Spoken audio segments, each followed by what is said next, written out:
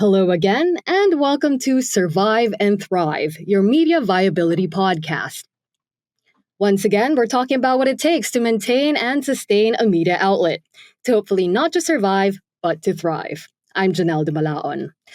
As we all know, that's all easier said than done. Every media outlet is different, but many media managers out there understand the challenge of having to grow to stay alive in an ecosystem riven with financing, production, and audience development issues.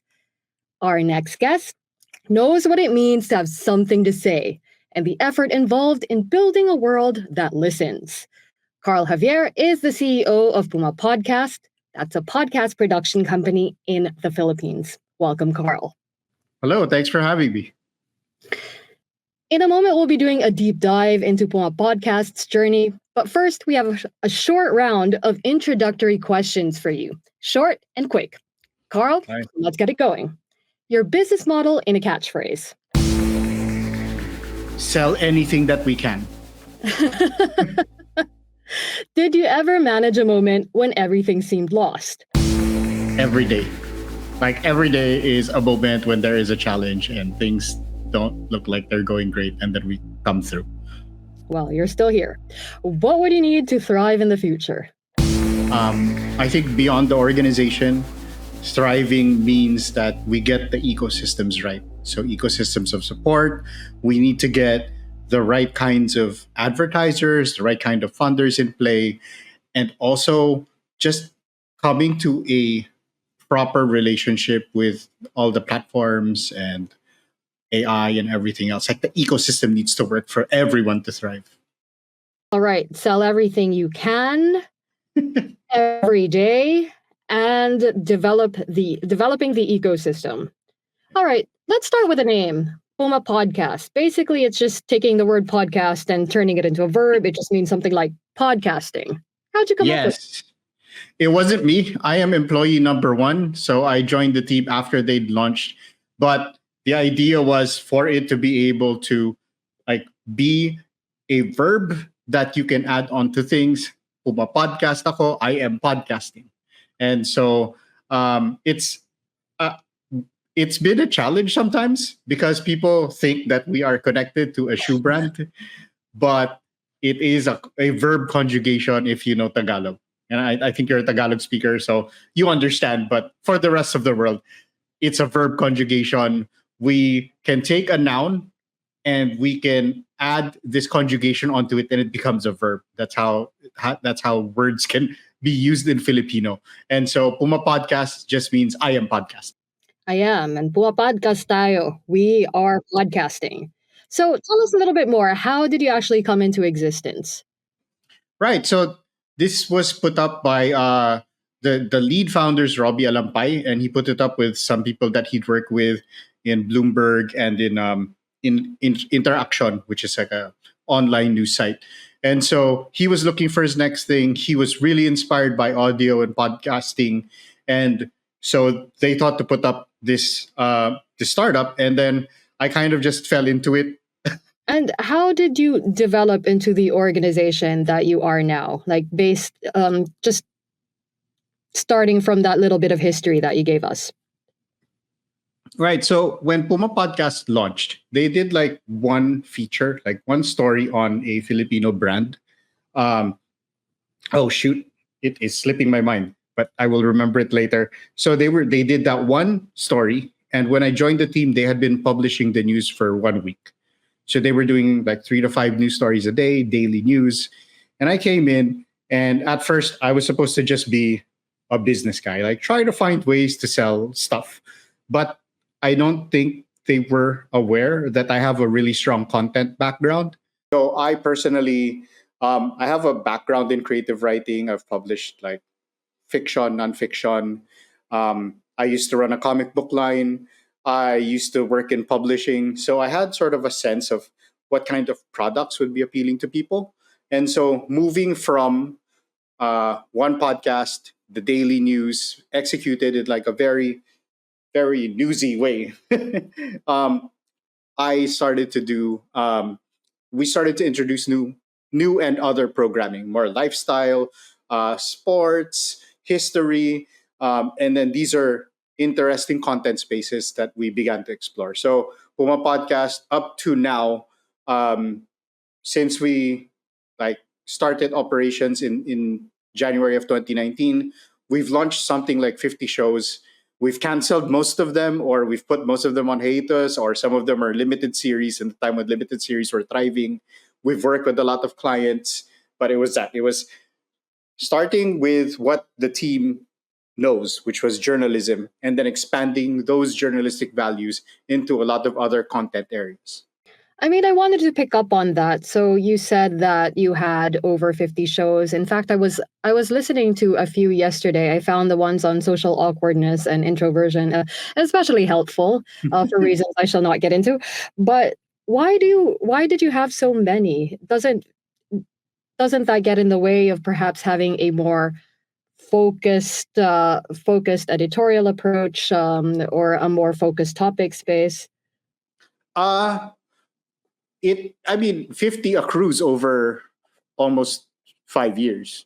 Uh, yeah, almost 5 years. But it started as just one thing.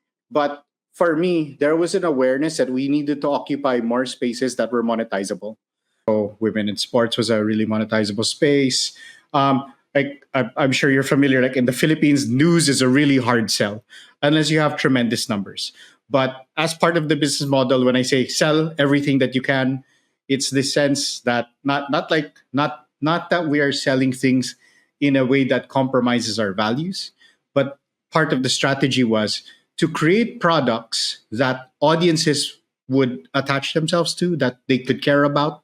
We care about our audiences. We can make things that advance audience communities and things that they care about.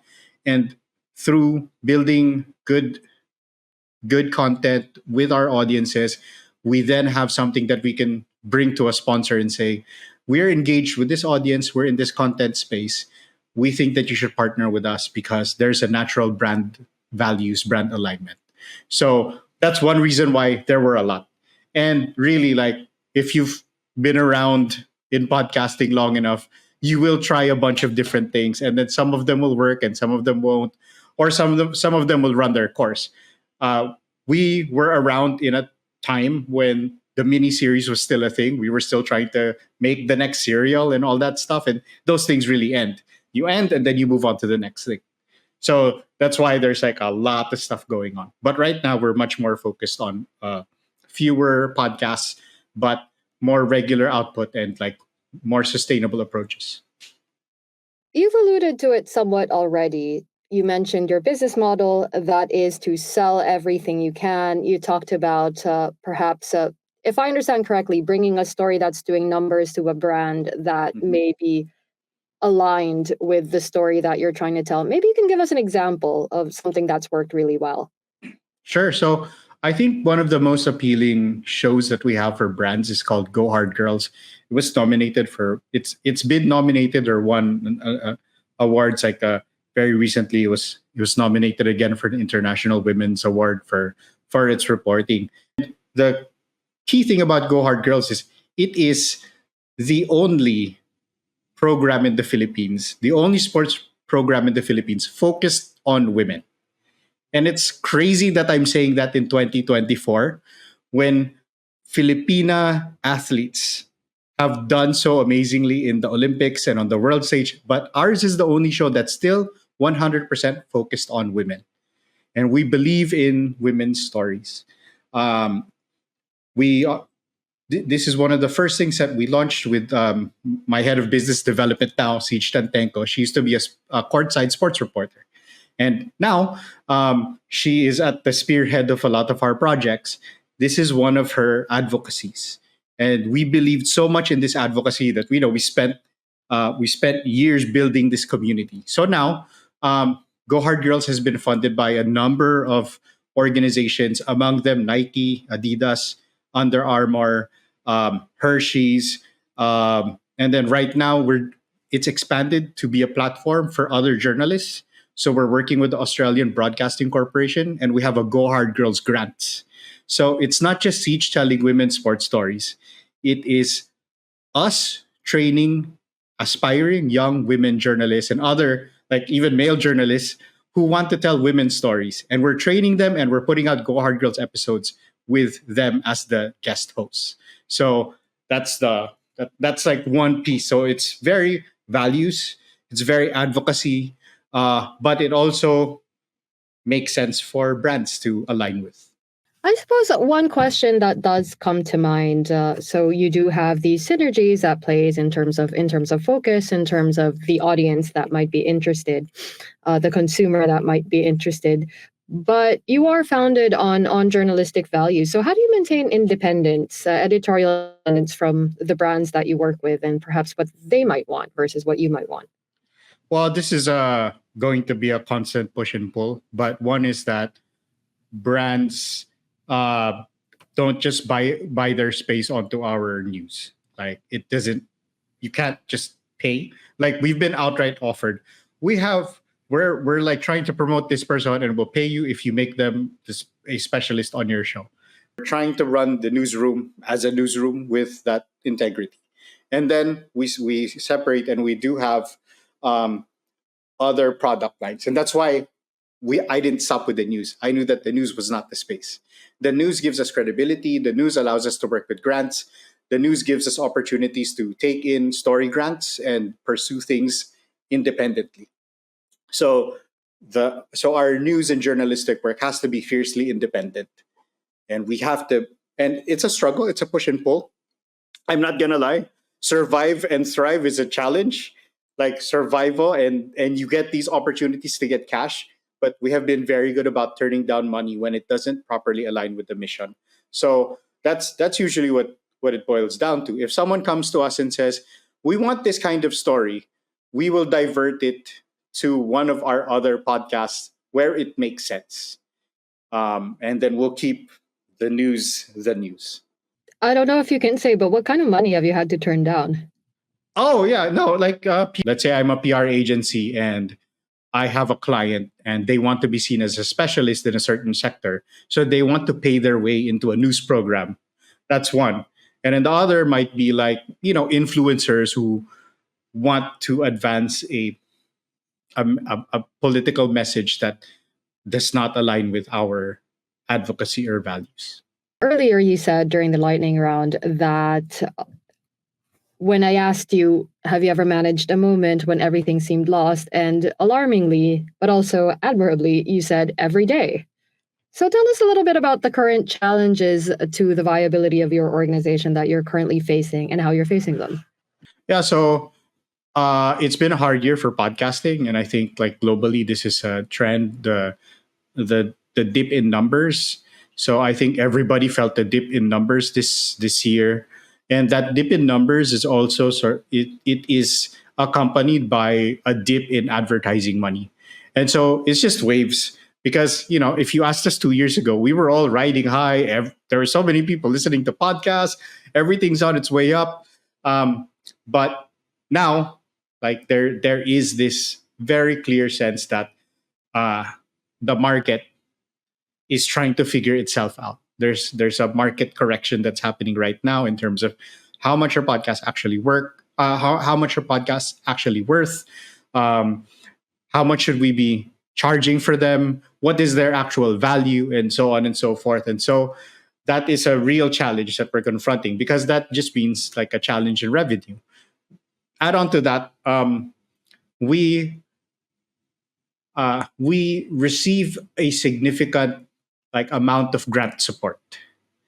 But in the last couple of years, because of geopolitical situations, that grant money has been diverted, and deservedly so, to really, really important things like Ukraine or Gaza. Like these are important issues, but at the same time, that's money that we had been expecting or that we had thought would be coming for our pro democracy efforts, and it's being diverted. So that's a thing that we've had to manage.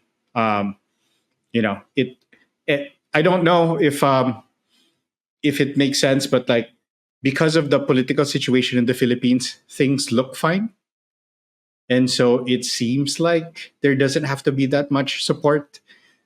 When in fact, the killings, the drug killings continue, all of these things that are still that still need to be reported upon are happening, but that funding is no longer here. Now, I will ask you a little later on how the political situation has affected your work as a journalist and as the manager of a podcast company. But you just outlined all these challenges, and they do seem quite existential. A market correction, perhaps a certain drying up of grant money, and this perception that everything is fine in the Philippines when it's not, for reasons we'll get into later. Where do you see then your organization going? What is your vision for the future, also in light of these many challenges? So I I'm really happy to be a guest here, but I had reluctance because I wasn't sure if I would be a relevant speaker on the idea of surviving and thriving. I feel like my only credibility is because I have survived for 5 years. Like I have been a part of our survival for 5 years. What is the vision? Honestly, given how challenging the situation is, my only vision is to get through another year, and then to get to January, and then to keep going. I think that's obviously, like, that's not great business strategy, but given where things are, it's hard to plan out given all of the, like, shifting sands.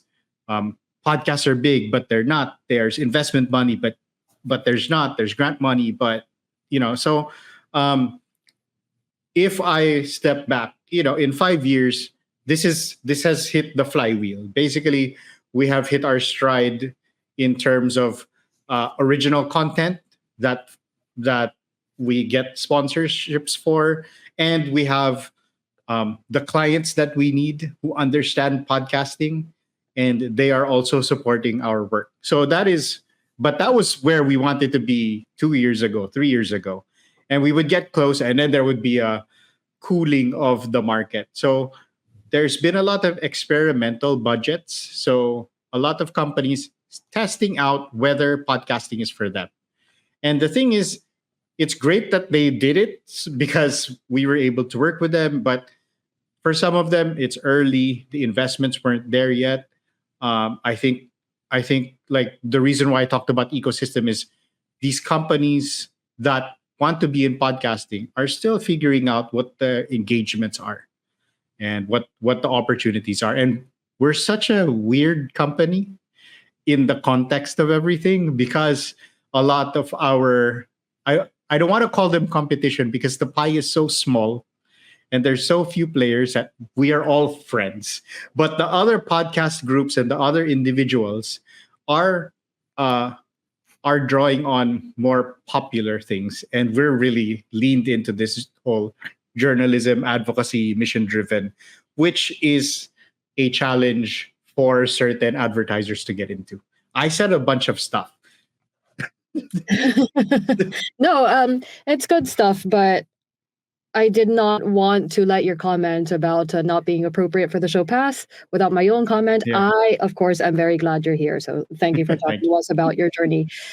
So, more questions for you. You've talked about all these challenges, and you talked about how first you came from the content side. Now you are a manager. You're responsible for this organization that has put out close to 50 podcasts. Some have come and gone, but still, it's a lot of podcasts. It's a lot of projects. It's a lot of people. How did you experience that shift from journalist to manager, and how's it going? That's a hard question to answer because it's like it's okay. I think I'm okay. No, so I think I think I was ready to start doing something on a managerial level when I came in. Um, I do come from the content and creative side. So if I'm to be honest, I do miss it. I miss being just like sitting down and having ideas and coming up with things and just writing. I'm a writer by training, so I miss that. I don't have any bandwidth to do any writing, but I've actually taken to being a manager quite well. Chasing money has been a real challenge, but that's a challenge. That's a challenge for everyone. Um, but I think one of the strengths that I do have is that I am able to cultivate a strong team. Like that's really what I've been able to do. I've hired really good managers. I've hired good people. Um, when you say how do you survive, unfortunately, one of the solutions to us surviving has been to cut staff at certain points uh, when it doesn't make sense. AI really helps. I know people don't really want to hear that, but AI helps you keep going as you cut staff and you figure out what the best thing is. But thriving and being a manager, they're sort of similar things in that it's about figuring out what works and then surrounding yourself with the team that will help you do what works. So you were also talking about where you wanted to be a few years Yeah. ago. The goals that you had, organic content, that you have the clients that you need. You say that you've been surviving, mostly thriving. You're not quite sure yet. How will you know when you are thriving? Um, to me, thriving is when I can give everybody a raise. And when I am not worried whether we're gonna make it to the end of the year. I know that's like a real small like that those are low ambitions, but like having a sense of sustainability and then knowing that I can pass this on. I don't know if I've talked about this before, but like I don't imagine myself to be the person who leads this company, 5 or 10 years into the future. My aspiration is that when I let this company go, it is going to be taken over by someone diverse, ideally a woman or LGBTQIA or someone, not a dude, because there's too many dudes running things. So I want someone who is not a middle-aged straight guy to run this company. That to me is a success if I can put the company in a position where when I hand it off, that person can pursue a new vision because I'm not the person with that vision. Um, honestly, straight dudes have had too much control of vision for too long. I don't know so much that those are low ambitions that you're talking about, but I think the fact that you feel you have to keep your goals realistic, that must have something to do with just how difficult things are within this media ecosystem that you described. So, if you could tell us a little bit more about Puma Podcast and its position within that media ecosystem. You've already pointed out that you're sort of unique as a content provider compared to other podcast companies. So how would you describe the landscape that you find yourself in? The Philippine landscape is actually really interesting in terms of there being a significant audience. Um, this is just me quoting some study that I can't give you the link to right now, but there's some projections that up to 30 million Filipinos have access to podcasts out of like 130 million population. So it's not huge, but that's still a big number. And within that listenership, one of the things that we found, so we participated in a study. Podcast listeners in the Philippines listen to podcasts uh, for almost 2.5 hours a day.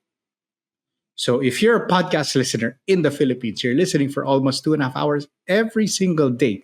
That's a tremendous number, right? And it speaks to how interesting this local market is, particularly because it is spread out. But when you think about the Filipino population and the educational systems here and access, everybody has access to internet.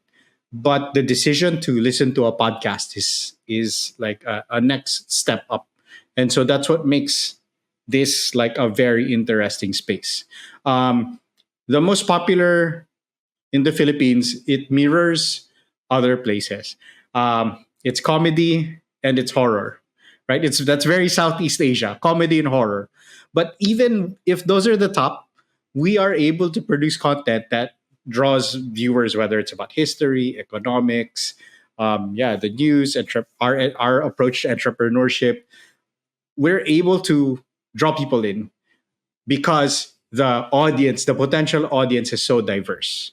And specific to our audience, um, the Filipino audience is so huge, and there's such a high poverty line, and like so many people are not doing well in this country. But our listeners are affluent, like they are middle to upper middle class. They're well educated, college degree or above, and they are people who are invested in making the world better.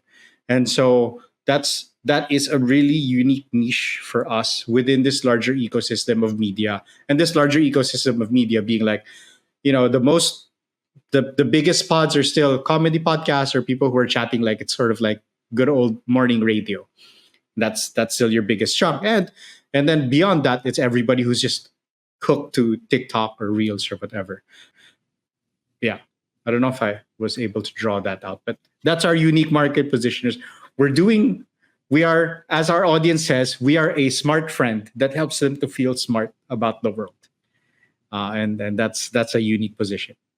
Yeah, we all need friends like that. Yeah.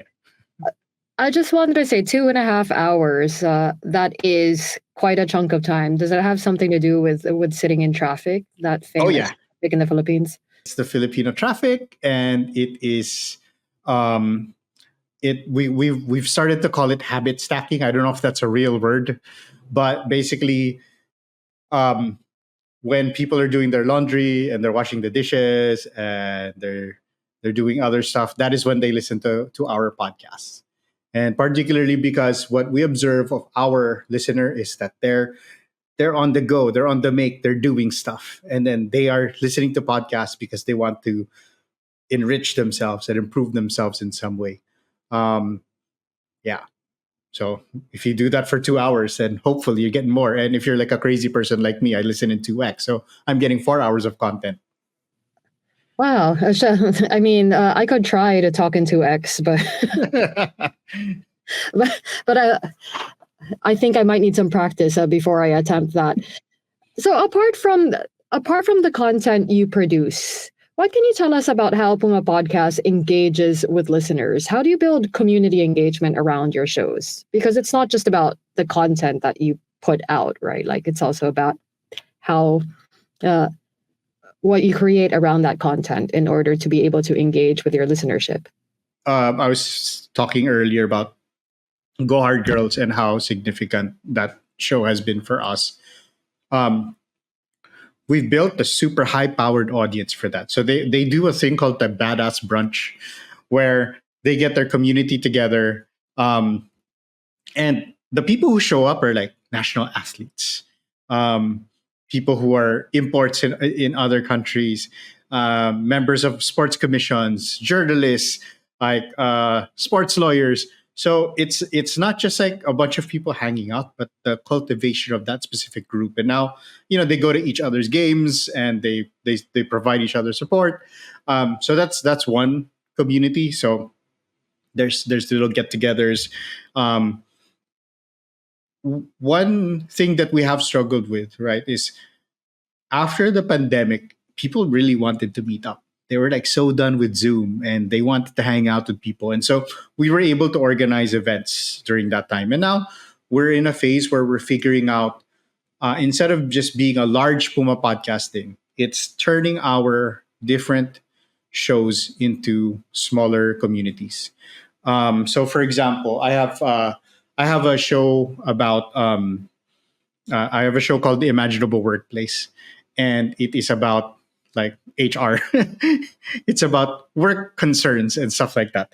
And so, in The Imaginable Workplace, instead of us trying to like do an imaginable workplace event, what my co-host and I have started doing is we've started to go to more HR events and more things where we can talk about the workplace and then like build a community around that. That's one. Um, but it's having like touch points like newsletters. Social kind of is dead. Like you put social out, but social media is more for people who don't know anything about you these days. and then you just hope that they'll find you on Reels. So newsletters, direct engagement. Sometimes people will chat us. I've started to reply to things on. So one way I engage is if people ask me about work. So we'll say, ask me about work, and then I do a 1 minute reel on Instagram answering all of their questions. So um, yeah, we're just testing a bunch of things out. And I just wanted to say, badass brunch with professional athletes coming. I can imagine this is quite protein heavy. Like yeah, I yeah. actually don't know. So the thing about the badass brunch is that we have made it a safe space, all women. So I've never been to one. Ah, I'm adamant. I'm adamant that we protect that space because there's so few spaces that's just all women. So that's one of those things that we're committed to. would like to go sometime, but I hope nobody asks me to prove my athleticism. I will not be able to. But you were also talking about your interest in workplace issues in human resources. Now, one of the issues that we keep coming up in journalism now, of course, is going to be the role of AI and whether AI is going to Sure. replace all of us as journalists. Like, I'm sure this is something that you must have talked about in your podcast before. But the way I understand it, AI already plays a role in how you produce content. Perhaps not quite in the scary way that we might imagine, but maybe you can tell us a little bit more about that. We use AI in the most boring ways and in what I hope are invisible ways. So Puma Podcast was a part of the AI Journalism Challenge last year. It was funded by Open Society's Foundation, and basically they got a bunch of media organizations and they had them test out what it looks like for AI to be integrated into their workflows. And I did the most boring thing. I didn't want to innovate anything new. I just looked at every process that we had in terms of production, in terms of social, like research, everything, and tried to see one, could this be replaced by AI? And two, if we were to replace it by AI, how much more effective would we be? Because if we replace it with an AI, but it winds up taking the same amount of time, pointless, right?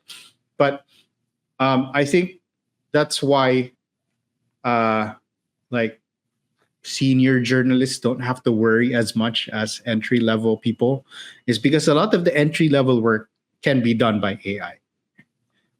So we've like cursory research, AI can take care of it, like, interview prep and all that stuff. It's nice when you have a producer to do it, but if you don't have a producer, an AI can pull up a bunch of research information for you. That's one. Transcription, once you're done with the interviews, AI does that transcription in an insanely fast way. The editing, a lot of text based editing now works. So then we didn't get rid of our audio editors, but that meant that our audio editors could be focused on scoring and other like high value creative things that a human can do that the AI cannot do. Because like they had to sit there and remove every and every mistake, and every time that you and I as hosts, we know we stumble, our editors are good. They make sure no one hears our stumbles. But imagine how much time they would have to spend 2 hours, 3 hours just removing all of the stutters and the ums and the stumbling. And so using AI for that then just makes everything faster. And then my new favorite toy is there's an app that basically you take this 1 hour conversation, you drop it in there, and then it will auto generate for you the 10 most interesting moments from our conversation, already edited with subtitles ready for posting on social. So, like, finding where we can be more impactful by removing humans is amazing. Because if a human was going to do that task, that means that they'd sit there, they'd watch the whole hour, they would figure out which are the moments that need to be cut. Then either they would have to cut it or they would hand it off to someone else. Then that person cuts, and then they have to do the subtitle and upload. And now there's an AI that just does it magically. So that's how I feel about it. Is if it helps the work get out there faster, then great. How does that actually affect your business model? It's like you've already pointed out that it saves man hours, time is money, so we can imagine that there are also financial savings in that. But how are there other ways that it might affect your operations and how you do it? Yeah, so one is like very clearly there has been a shift to video. And the thing is that this company was built under an assumption that audio was the way. And when people rushed into the video, when people rushed into video in the mid 2010s, it just broke a bunch of business models. And a lot of media has not recovered from that attempt to get into video. Even with that awareness, now like we can offer video to clients. It makes sense. It adds capability to do more social, which means more impressions. So if you're working with a client who is interested in the performance marketing aspect of the work, then I can offer the client one, a podcast, full length, right? 1 hour. And then that 1 hour very easily also translates into a bunch of social video. And then the best bits of that social video also translate into static art cards and a lot of other opportunities for engagement. So it means that we are able to offer a lot more value because of our ability to have that one conversation that's very meaningful with with someone that maybe the client wants us to talk to. You've pointed to the ease that you've pointed to the ease that AI enables in Yeah. your work. Couldn't clients just take those tools for themselves and sort of cut out the middleman, so to speak? Like, how Yeah, could but that potentially affect your revenue model, if ever? I mean, everyone can do that, but also all these people could have started podcasts and that would also be fine. The thing is, one, the manpower and two, the expertise. That's what we're leading into here is when you are a brand, is it your core competence to produce a podcast and then do the social and all of this stuff? Or when you are a brand, is it within your brand management to engage with people who actually can create content for you? So, I mean, sure, brands can do this, but it's the same thing that we found. We have editorial, we have creativity, and all of these things that we bring to the table. I mean, that's the confidence. You're perfectly correct. Like someone can sit down and do it, but I will tell you what happened to us once was, and this was in the early Puma podcast days. Was we had a client and we were biz deving for months, and finally the client sat us down for lunch, and it was basically supposed to treat us to lunch because he was gonna say that he was not gonna push through. And so he says, yeah, because I told my marketing staff to just make a podcast, and so we already have one. And so we said, sure, why don't you play it while we're waiting for the food? The guy pulls out his phone, starts playing it off the phone speaker, and it's two very boring guys talking about stocks. And right there, even before he finishes the episode that his staff has made, he goes, I guess we're signing with you. So, like I understand, like, yeah, all of these tools are available, but we have the bandwidth and the expertise to use the tools. I mean, maybe there's an audience for that. I mean, who knows? It might not be very big, but I guess it depends on who you want to reach. Yeah, but again, like if you're just a person hanging out having fun, it's not a problem. But if you're a brand, right, there are expectations of the quality of work that a brand will put out, and we are positioned to deliver on that. So one thing that you've also talked about in other interviews, like there was one that I read where you talked about how news providers are being paid for their work feeding AI.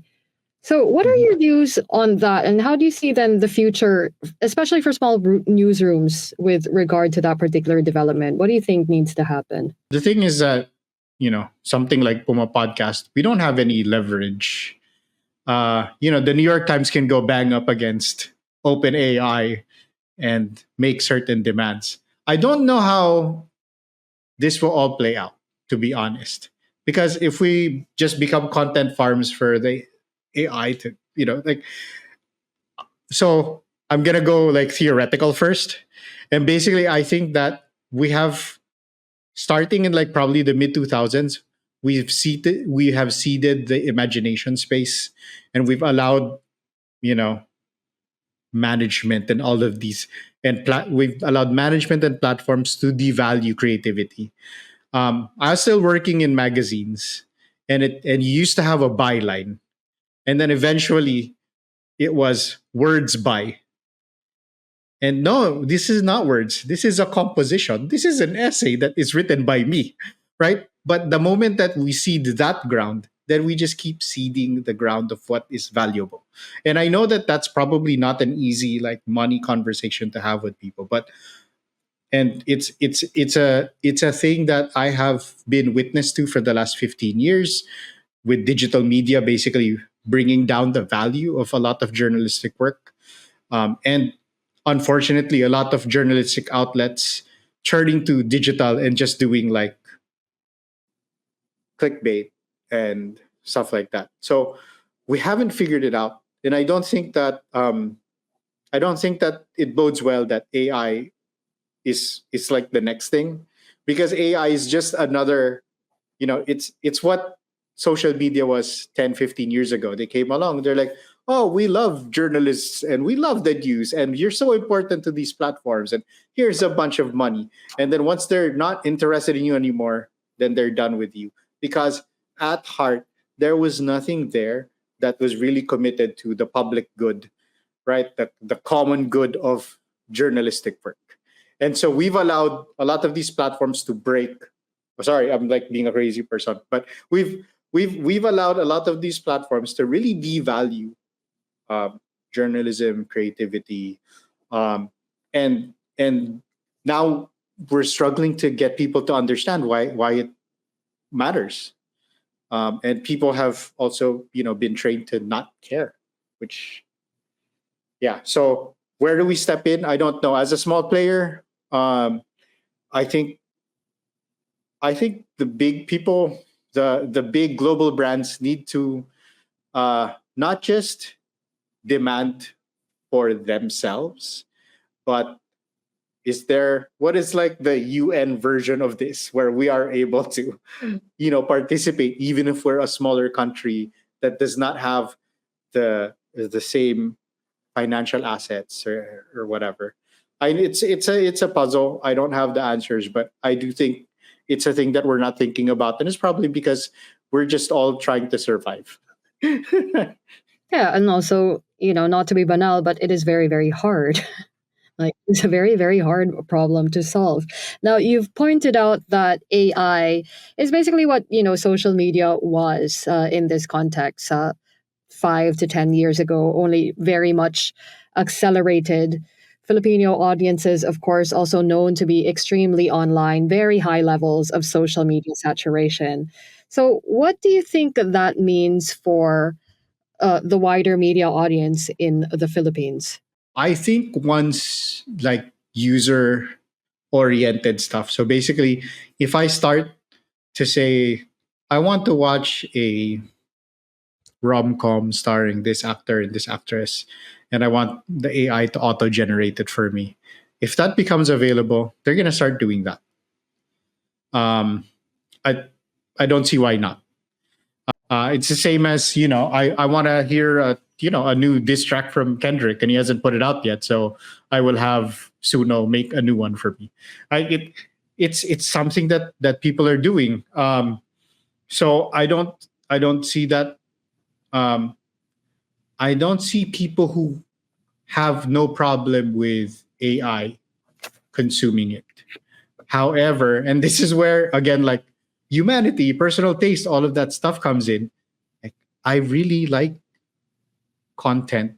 I really like reading a long form piece, or I really like watching a film that has a perspective and it's not just like a studio that has this thing with a bunch of explosions, but it really minds someone's ingenuity, someone's artistic creativity and all that. So I do think that one, the larger audience will just buy into whatever is out there. And they don't really care how it's produced as long as it entertains them. And honestly, that's okay. That's fine, because people need to be entertained. Um, that just doesn't bode well for middle of the road filmmakers and middle of the road TV show creators and middle of the road musicians, because people can just auto generate that. And so my belief, my aspiration is, the more unique you are and the more human you are and the more creative you are, there will be a niche audience that actually appreciates that and will want to invest in that. And I know that's like a pie in the sky kind of thing, but it's also like people collect vinyl, and that's essentially it. Like whatever people's feelings about vinyl are, if we're able to commit that to people's feelings about content creation, really good film, really good podcasts, then maybe that's where the opportunity lies. Obviously, I can't connect these aspirations, these creative aspirations, yet to like real cash. But as everything becomes devalued, then the very human things should ideally increase in value. I mean, I have wondered in the past if this journey towards ever individualized creativity, uniqueness is all just going to push us to become weirder and weirder in the content that we produce. Is that bad? Is that good? I guess we're going to find out. But what I wanted to also get at, you were also talking about the societal costs of this devaluation of content, and with that also a sinking of journalism standards. Earlier, you alluded to what you feel is going on, where because nobody is really paying attention, there is this perception that everything is in fact fine in the Philippines. Is there a way out of that? Because things are clearly not fine. Like if you could describe, how they're not fine, perhaps that's better for you to do than me. You are there, but yeah. So the veneer of things is nice, but I think I mentioned earlier, the killings continue. There's still immense poverty. The killings from the drug war, of course. From the drug war. It's just but I guess when we think about the information sort of ecosystem or like what it looks like, what information space looks like, we always imagined that what would happen is that like there would be AI and there would be like disinformation and people would just believe the wrong things. And actually, that's not, you don't even need to convince people of the wrong things anymore. All you need to do is to flood the information landscape with so much material that they don't know what actually happened and what the news is. And we're seeing this everywhere, but much more so for a Filipino audience that lacks media literacy and the ability to discern whether something is true or not, and the speed at which things that are not true can easily be shared. Like just this last couple of weeks, like there's so much Olympics disinformation going around, and it just goes so fast. So I think that is like the big challenge in this space is it's not so much the specific disinformation narratives in play, but the volume of narratives in play make it so that people just become disengaged and they don't know what to believe in. Because they don't know what to believe, they're just checked out. They're like, you know what? And it's that moment, right? It's the I don't know what's true or not anymore, but you know what? I just want to have fun, so I'm going to watch this person dancing. And that at least they can derive joy from that. And I cannot blame someone who is so tired of information for turning to that. But that is the challenge that we're confronting. And so the reason I turned to podcasting and the reason why I believe in the medium and in conversations like this is because it's a chance to like sit down and listen to someone talk for a while. Like really immerse yourself in someone else's thinking. I want like weird people with weird ideas to talk through and explore and share and that's not going to happen if we just flatten all content. Well, at this stage, I want to thank you for allowing us to immerse ourselves in your thinking. But before we let you go, We do want you to tell us your 3 best practice tips. In this very, very difficult environment, there must have been some lessons you've learned. So give us your top 3. Right, top 3. Like number 1 is just team. Like hire a strong team. Like leadership is nothing. Like your CEO is not going to function. Like your chief executive officer, right? You're you are the officer of the other executives. So if you're running the show, you need those really, really strong people. One piece of advice that I give most of my managers is hire women, because I've found that women work so incredibly hard and so incredibly well. And so it's not that like we don't hire men in the company, but like we really go out of our way to hire outstanding women.